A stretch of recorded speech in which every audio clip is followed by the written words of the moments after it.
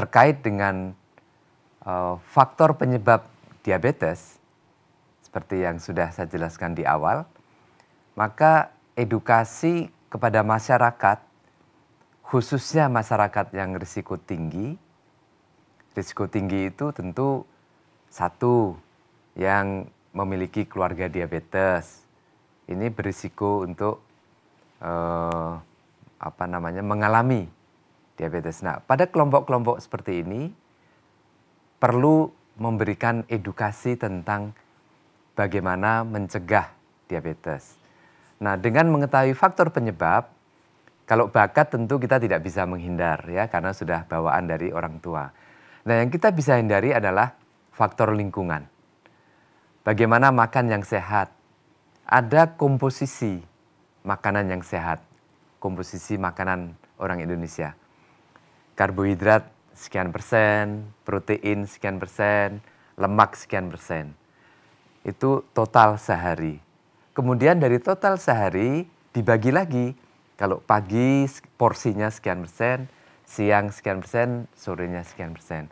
Nah, dengan mengetahui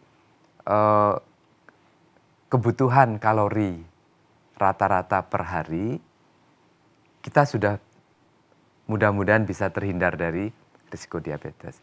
Yang kedua, aktivitas fisik. Biasakan beraktivitas rutin dalam 1 minggu itu.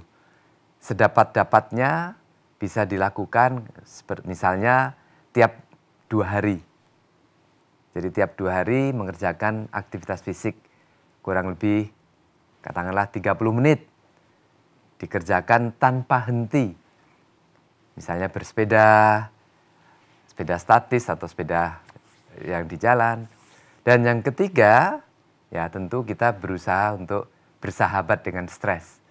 Karena dengan bersahabat dengan stres, maka produksi hormon-hormon stres yang kerjanya itu anti insulin dapat dikurangi. Oleh karena itu, sekali lagi, bagaimana menghindari atau terhindar dari diabetes, tentu menghindari faktor penyebab. Kecuali memang bakat itu kita tidak bisa karena memang sudah diturunkan. Itu kira-kira hal penting untuk edukasi kepada masyarakat yang belum diabetes, bahkan yang sudah diabetes pun saya kira tetap penting agar gula darahnya tidak atau dapat dikendalikan dengan baik. Diabetes, seperti tadi saya sudah singgung di awal, adalah penyakit sepanjang hayat di kandung badan. Artinya apa?